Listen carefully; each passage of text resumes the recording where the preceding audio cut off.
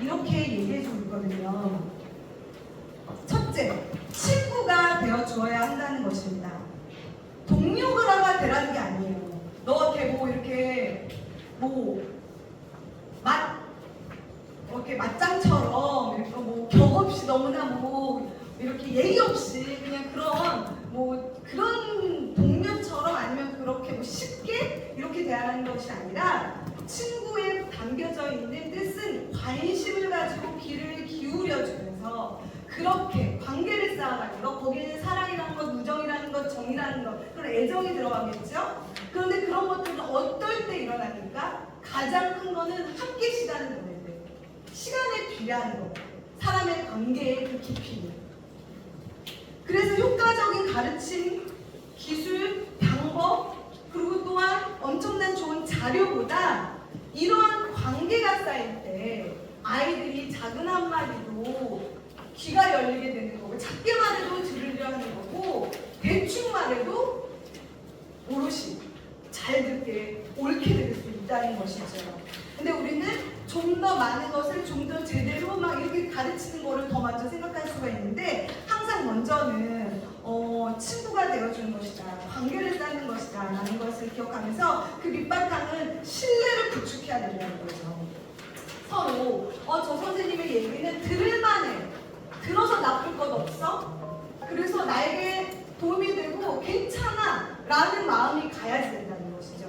그래서 저는 이런 것들이 있어요. 되게 작지만 요즘 애들이 특히나 온라인에 더 익숙하고 온라인의 세상 속에서 온라인의 시간을 더 많이 갖잖아요. 그래서 더 접촉하는 시간이 사람들과 접하고 함께하고 또 이런 터치 이런 게 부족하다고 하잖아요. 그래서 저는 항상 바쁘더라도 시작 전에는 딱 문 앞에 서 있었던 것 같아요. 뭐든지 제가 먼저 인사해요. 교사들이든 학생들이든 항상 제가 먼저 인사합니다. 그리고 이름을 부르면 항상 이름 다 외워요. 솔직히 부평성전에 있을 때 못 외웠어요. 처음에 같은 200명, 180명, 150명에서 제 학기가 100명이거든요. 근데 제가 중앙성전 와서 오히려 더 좋았어요. 아이들을 다 이름을 부를 수가 있는 거예요. 그리고 한눈에 아이들이 보이고 한눈에 아이들이 머리를 염색하고 왔고 머리를 자르고 왔고 앞머리를 자르고 왔고가 다 보이는 거예요.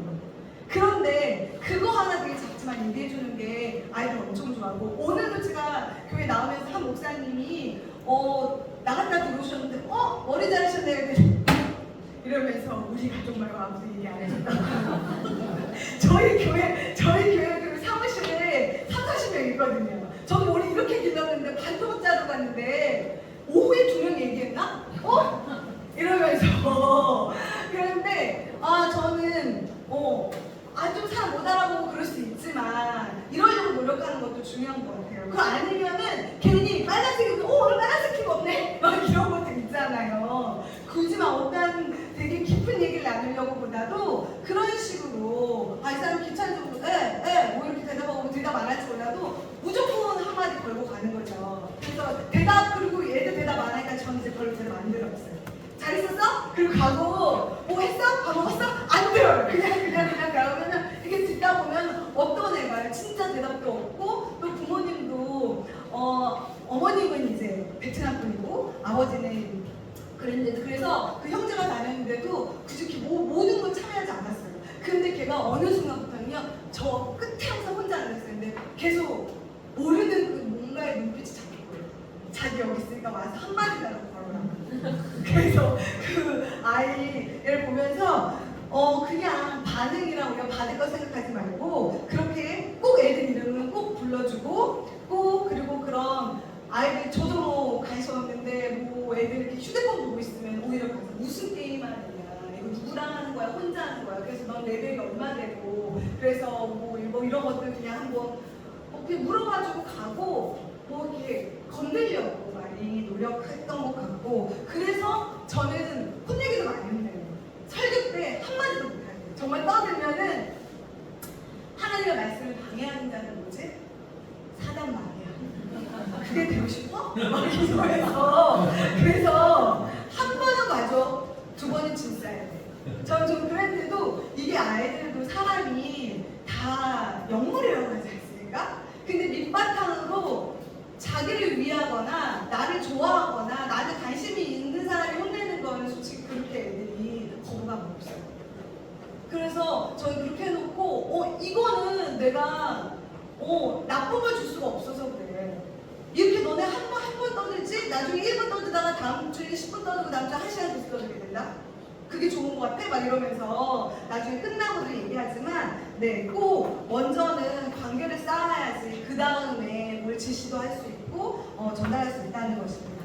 그리고 두 번째는 통역자가 되어주는 것이죠. 관계 다음에 우리는 배운 걸 가지고 아는 걸 가지고 막 일방적으로 전달할 때가 있어요. 하나님께 들은 말씀을 가지고 우리는 통역자가 되어야 된다는 것이죠.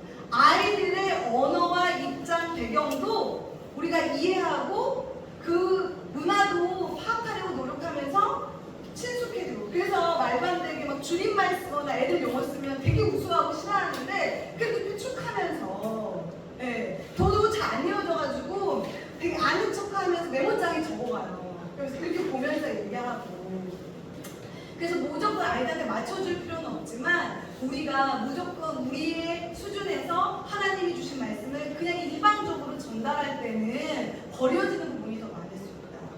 그래서 아이들한테 우리가 하나님의 귀한 말씀을 전하기 위해서는 통역자의 역할을 해야 된다는 것이죠. 그래서 우리 미착 아이들에게는 티니핑, 핫쇼핑부터 시작해서 우리 아이들은 요즘에 카톡 안 한다고 하지 않습니까? 인스타 DM으로 다 왜 너 카톡에 대답 안 했어? 카톡 안 하는데 왜 카톡에 대답 안 해? 그래서 인스타 저도 안 하지만 걔하고 얘기할 때 그냥 들어가서 그걸로 보내고, 그래서 좀 되면 나 카톡으로 얘기해도 돼? 이렇게 되면 그때부터 되는 거죠. 그래서 그거는 우리가 먼저 다가가야죠. 우리가 할 수밖에 없는 건 아니겠습니까? 그리고 세 번째, 그 다음에 우리는 지필자가 되어줘야 된다는 것입니다. 그래서 공과의 재구성인데 우리가 모든 공과 솔직히 총회나 파이디온이나 너무 좋은 게 많아요. 그거 쓰시면 돼요. 저도 주한성전 가서 우리 그때 교육자가 저기는 제가 아동 이국만 그 초등학생들만 만드는데도 8명이었는데 여기는 유치부부터 중고등부까지 하는데도 4명밖에 안 했어요. 이 넷이서 아무리 노력해도 총회 공과당 파이디오 그리고 오늘의 두란노에서 나오는 것 이상 못 만들어요. 거기는 그 지필위원들이 따로 있고 그만한 재정을 사용하는데 굳이 거기에 시간 보낼 필요 없어요. 그리고 그거 가지고 오셔서 그걸 또 모든 애들한테 비싸잖아요. 솔직히 그 조이도 큰 교회지만 이제 5, 6천 원 되니까 그거를 20, 30권씩 사서 못 주겠어요. 그리고 아이들도 뭐 이게 사고 싶어 해야지. 그걸 또 돈을 생각보다 또 뭐 기꺼이 내시는 분들도 있지만 기꺼이 내고 싶지 않으신 분들도 계시기 때문에 저는 그냥 교역자는 그걸 가지고 설교로 이어가고 거기 가운데서 공과 가진 걸 가지고 선생님이 그냥 파악해서 필요 부분 내가 잘할 수 있는 부분으로 정리해서 그 우리가 그 공과를 다 할 만큼의 시간과 장소도 되지 않지 않습니까? 그러니까 공과를 만들려고 노력하시기보다도 이 좋은 자료를 가지고 내가 할 수 있는 부분을 찾아서 아이들에게 맞는 부분을 준비하기까지 해야지 된다는 것이죠. 그런 지필자가 될 수 있었으면 좋겠습니다. 그리고 네 번째는 교사는 계속 배워야 돼요. 계속 내가 알고 있는 것까지만 전하면은 진짜 그때부터 꼰대 되는 거예요. 거의 타분하고. 그래서 누군가의 앞에 서서 누군가와 얘기하려고 한다면 들으시고 또 듣고 말하고 해야지 진짜. 나만 말하고 나만 재밌으면 그 반대 사람은 상대는 엄청 그러니까 뭐 부부도 그렇대. 누가 행복하면 한 명이 참고 있는 거라고. 그것처럼 내가 오늘 너무 애들이랑 너무 즐거웠어. 막 이랬는데 지금 아이들은 다 힘들었을 수 있다는 거죠. 네. 이제부터는 거진 이 학자들이 주학자들이 여러 이야기를 했는데 거진 이제 비슷한 걸로 계속 반복되고 있어요. 그래서 가르침에는 그런 때도 불구하고 알지만 항상 교사한테 선생님한테 저는 못해요. 저는 누구도 못 가르치고요. 저는 할 수가 없어요. 근데 우리가 가르침에 대한 자신감이 있는 사람은 극히나 드물고 그리고 오히려 자신감이 있으면 더 무서울 수 있어요. 잘못될 수 있어요. 교사로 부르심을 받았지만 가르치는 것에 자신이 없는 것이 마땅합니다. 그런데 여기에 대해서 그 기독교 교육학자 오랫동안 이 기독교 교육을 연구해온 리처드 오스만이 이렇게 말합니다. 교사는 만들어지는 것이지 타고나는 것이 아니라는 거죠. 아까 같은 마음으로 누구에게 도움이 되고 누구에게 교회한테 뭐라도 하고 아이들을 위한 거라도 하려고 하는 마음이 주어지면 그때부터 만들어질 수 있다는 거예요.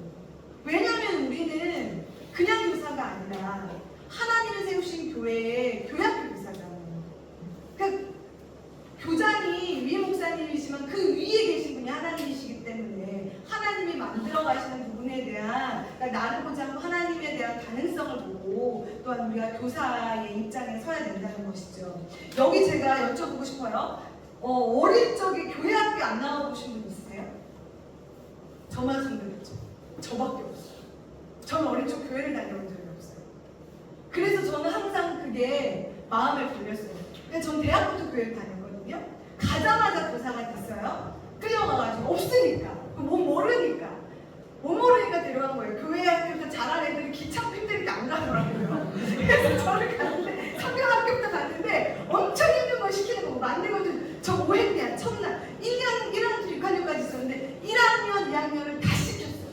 목욕해야 돼. 그냥 자도 되는데 머리 긁히고 등, 목, 겨드랑이 애기들이잖아요. 정말 발바닥까지 다 시켜가지고 재우고 그 보조교사부터, 그리고 그때는 꼭 철로역정하면 무서운 거 하나 하잖아요. 문득병자 막 이런 거 하고 왜 나 이거 시키지? 아무도 안 했구나. 그런데 그렇게 하면서 저는 교회학교를 안 다녔는데 교회 가니까 교회학교가 그렇게 부러운 거예요.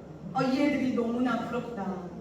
어린 적부터 하나님이 살아계시고 하나님이 너한테 뜻이 있고 계획이 있고 이런 걸 알면 얼마나 세상에 살아갈 때 중심이 있을까. 제가 나중에 살면서 신앙을 하게 된 계기가 교회를 그렇게 다니면서도 내 인생의 의미가 뭐지? 나 그냥 이렇게 살아가는 게 맞나? 나 왜 살지? 내 목적이 뭐지? 그때가 막 그런데 비전, 캠프, 비전 선언문, 사명 선언문 이게 막 유행할 때였거든요. 그래서 내 삶의 이유가 뭘까? 그런데 그때 제가 너무나 여기까지 버리고 온 거 아닌가라는 걱정도 있었지만 하지만 되게 감사했던 것이 나는 모르고 왔지만 하나님이 너에게 뜻이 있다. 너무 분명한 계획이다. 근데 하나님이 사랑하시고 도우신다는 거 알게 되니까 그때부터 이제 찾게 되고 하게 되고 이 자신감, 삶에 대한 자신감이 있는데 이걸 애들한테 너무 전해주고 싶었던 거예요. 근데 저 때만 해도 제가 되게 어려우셔서 제가 나이가 되게 많거든요. 곧 50이 다 됐는데 그때만 해도 저희 때만 해도 아무한테나 선생님이라고 안 불렀어요. 지금은 선생님 하잖아요. 그래서 제가 교회학교 가서 선생님이라고 부르는 게 미안했어요. 난 교사 자격증도 없고 교대 나온 것도 아닌데 선생님이라고 불려도 되나? 그래서 이 교회학교를 근데 제가 계산 없이 열심히 하고 좋아하는 거예요. 누군가는 어디 가서는 뭘 줘야지. 근데 여기는 뭐 해야 되니까 7시까지 나오라고 하면 제가 진짜 하는데도 7시까지 나가고 아무 보수랑 아무것도 주지 않고 오히려 내가 회비를 내고 뭘 하는데도 이걸 내가 왜 이렇게 좋아하고 하지? 내가 이렇게 좋아하는 거구나. 그럼 여기에 좀 더 집중해서 우리 아이들한테 진짜 좋은 선생님이 돼볼까? 하다가 어린이 전도협회를 가볼까? 아니면 제가 처음에는 또 찬양교 교사였거든요.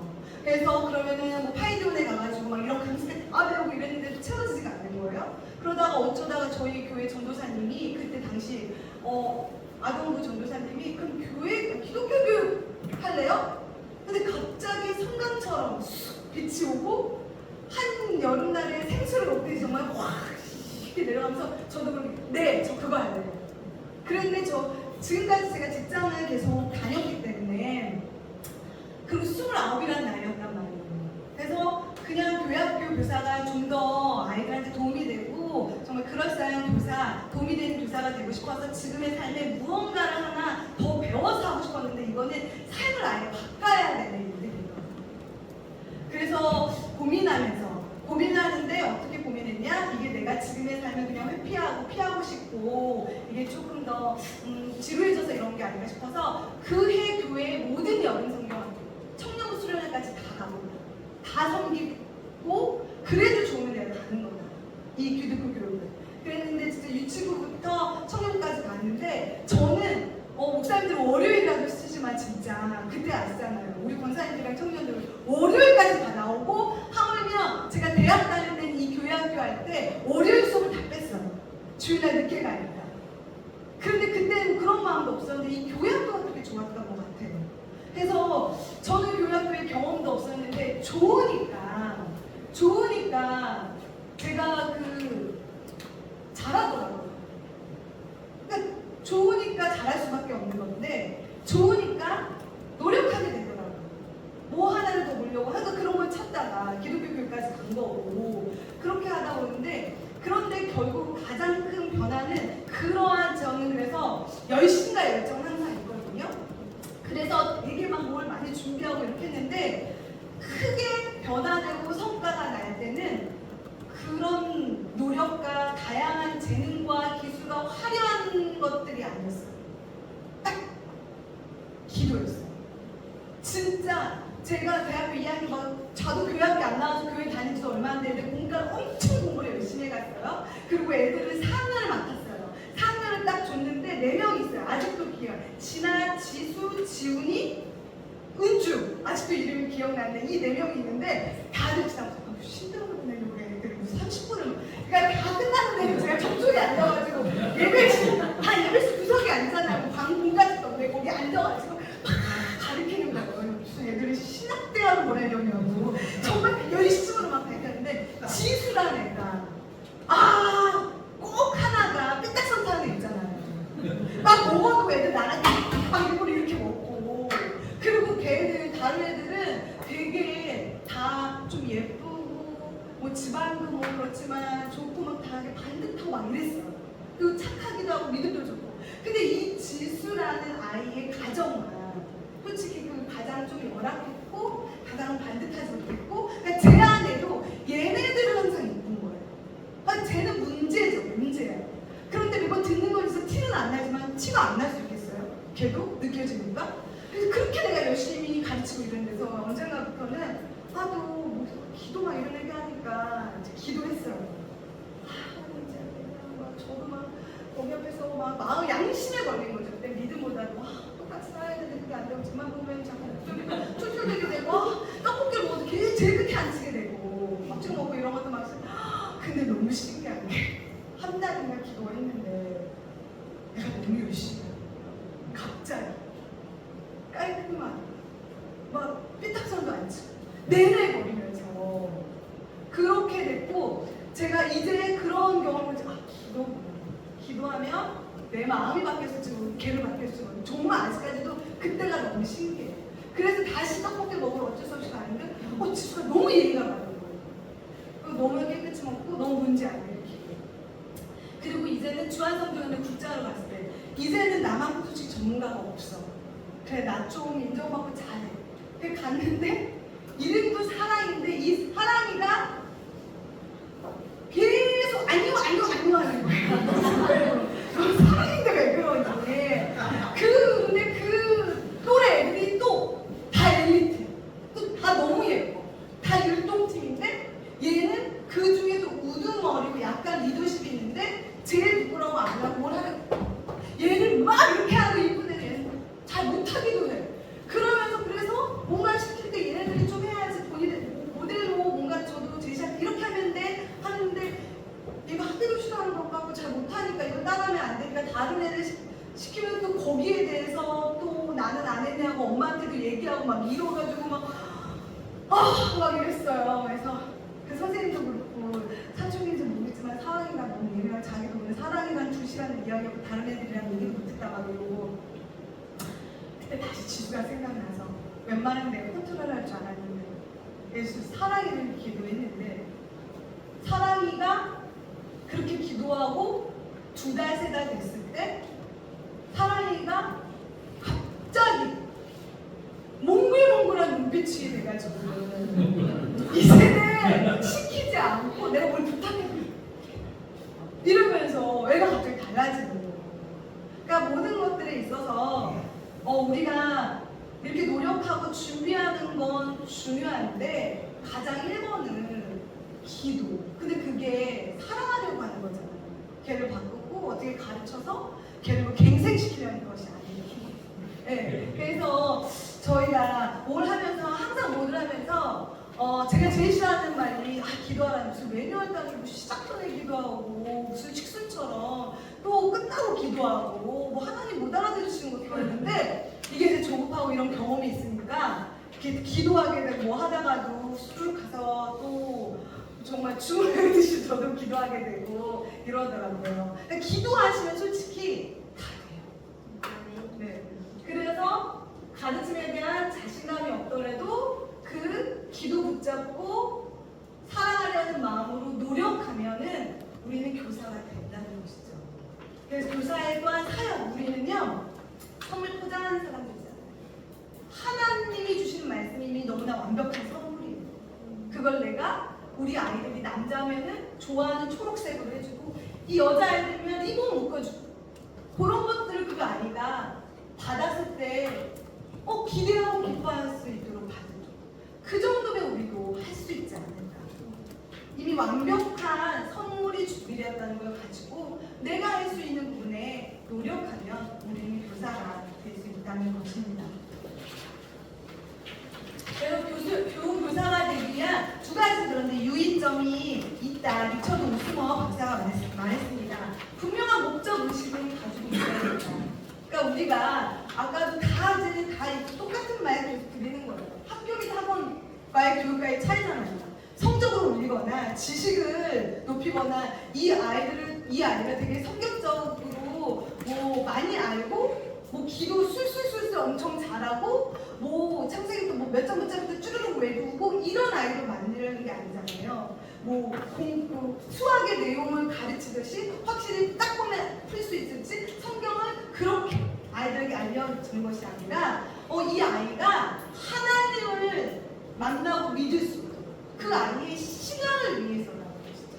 그 아이의 신앙을 위해서라면은 그러면 내가 준비해야 될 것도 생기고 참아야 될 것도 생기고 노력해야 될 것도 생긴다는 거죠. 바울이 때마다 그런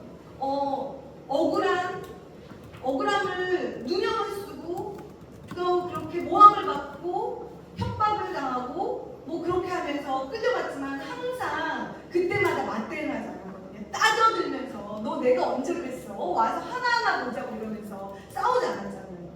왜? 그에게는 분명한 목적의식 때문에 예수 그리스도를 전하고 복음을 전하고 예루살렘과 로마까지 가야 되는 그게 때문에 그 수많은 일들을 그 분명한 가야 되기 때문에 목적 때문에 참을 수 있고 인내할 수 있었고 그런데 다른 에너지를 버리지 않았던 것처럼 그렇다고 우리는 이 아이가 예수님만 믿을 수 있다는 거예요. 그렇다면 이 아이가 내 카톡을 대답을 하지 않는다는 거죠. 그리고 버릇없게 군다는 거예요. 조금은 그 분명한 목적의식 때문에 이해할 수 있고 품을 수 있고 또 기도할 수 있게 됩니다. 그리고 다양한 교수 방법 개발. 우리가 그렇다고 해서 마음만 가지고 있으면 마음이 전달이 안 돼요. 우리가 사랑한다는 말도 그거 있잖아요. 소와 사자의 사랑 이야기 너무 많이 알잖아요. 둘이 너무나 사랑했는데 그래서 사자는 매일마다 동물을 잡아가지고 소한테 갖다 줬는데 소는 그래서 너무나 사랑해서 제일 자기 안 먹고 남겨놓은 건조토기를 사자한테 갖다 줬는데 아무리 사랑하더라도 그 아이가 내가 사랑하는 그 상대가 그 귀한 선물 또 이한 것들을 받아들일 수 있도록 우리도 노력하는 것처럼 내가 그 교사로서 공과에 들어가서 아이들을 만날 때 뭘 해야면 좋을까? 어떻게 해야 좋을까? 그래서 저는 맨 처음은 항상 저희 교육국을 맡게 되는 총괄하게 되는 이제 동기들이나 목사들이 전화 오거든요. 뭘 해야 되냐? 그럼 저는 뭘 제일 잘해? 설교를 제일 잘해? 아니면 뭐 레크레이션을 제일 잘해? 찬양을 제일 잘해? 뭐 내가 제일 잘하는 걸 가장 먼저 하라고. 그래야 가장 자신이 돼. 선생님들도 그러세요. 기도를 내가 제일 잘한다? 그러면은 그 공과 시간은 뭐 한두 마디 인사하고 기도해 주셔도 돼요. 근데 대신에 그 기도를 저는 애들 이름 넣어주면서 기도하셨으면 좋겠어요. 그 막 계속 뚱뚱거려서 기도하면 안 듣게 돼요. 근데 애들이요, 오늘 우리 은주가 하나님 이렇게 나왔는데 은주가 뭐가 있다고 합니다. 은주를 위해서 하나님께 신경 써주시고 이렇게 해주고 그 다음에 뭐 성환이가 뭐 어쩌고저쩌고 이렇게 해주고 이름 들으면요, 자기 기도 끝나면 떠들 수도 있지만 나머지 애들은 듣고 싶어하고 들으려 하고 기다린다는 것이죠. 그러니까 조금 구체화시키고 자꾸 얘들아, 제가 전도사님들 목사님들 제일 싫었던 게 친구야 친구야 목사님 친구예요? 그래서 얘들아 어떤 애 부르는 거예요? 아니면은 검색이라도 빨리 하던지 아니면 이거 들춰가지고 여기 이름 적혀있는 거라도 그러지 최대한 이름 불러주고 하면서 세밀하게 나오고 그런 노력들 같은 것들을 하면서 교사가 돼요. 저는 그런 것들도 교수 방법이라고 생각해요. 특히 무슨 뭐 진문법, 대화법 뭐 이런 것들만이 되게 엄청난 어려운 것들만이 아니라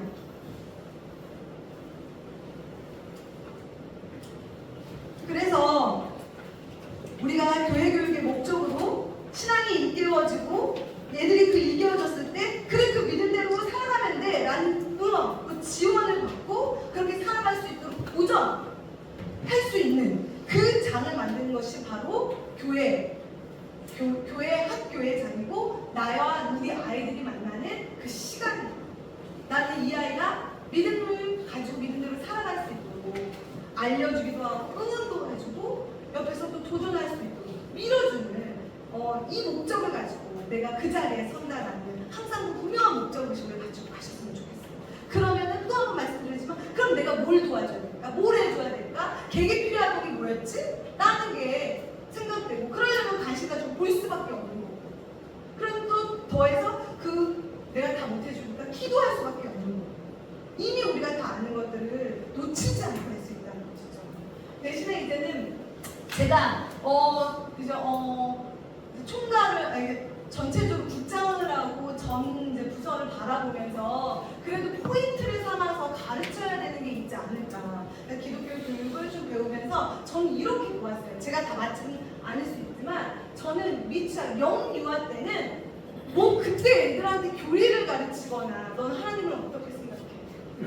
너는 하나님의 성품 이런 걸 알 수 없잖아요. 그러니까 저는 그때는 그냥 입술에 교회, 하나님, 성령님, 예수님, 기도 이런 기본적인 용어들 있지 않습니까? 그런 것들이 너무 익숙해지면 많이 들어보고 그런 것들이 뭔지 알게 막 그렇게 그런 단어들을 그냥 막 애들이 어릴 때 엄마 많이 엄마를 들으니까 엄마를 아는 거고 맘마하다니까 아는 것처럼 교회 안에서의 그 교회 용어들 언어들에 대한 단어들에 대한 것들을 많이 줄 때가 저는 이 영유아라고 생각해요. 그리고 어린이 때 초등학교 1학년 때 초등학교 6학년 때는요 책도 읽기 시작하잖아요. 그러니까 저 성경 이야기 수많은 성경 이야기를 많이 듣는 게 좋다.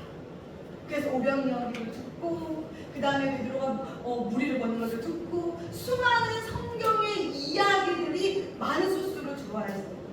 그렇게 들어오더라고요. 학교 가서 공부하는 이야기에 섞여서 뭐 0살부터 뱃속에서부터 해가지고 7살까지 유치부 갔다가 뭐 1, 2학년까지 했는데 저가 그때 부평에서 5, 6학년 했거든요. 5, 6학년만 제가 6년 했는데 애들이 모세를 몰라요. 얘 모태신앙이에요. 베드로를 몰라요. 그 애들이 엄청 해서가 아니에요. 주일날 여기서 10분 듣지만 그 이외에 6일 동안 다른 걸 엄청 듣잖아요.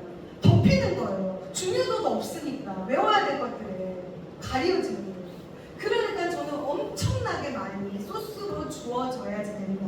성경 이야기를 자꾸 뭘 가르치면서 이렇게보다도 그러면서 플러스로 전 암송은 어릴수록 되게 잘 외워지고 들어가 있으면 돼요. 그러면 필요할 때 나오게 되고 결국은 우리가 말씀을 의지하는 거잖아요.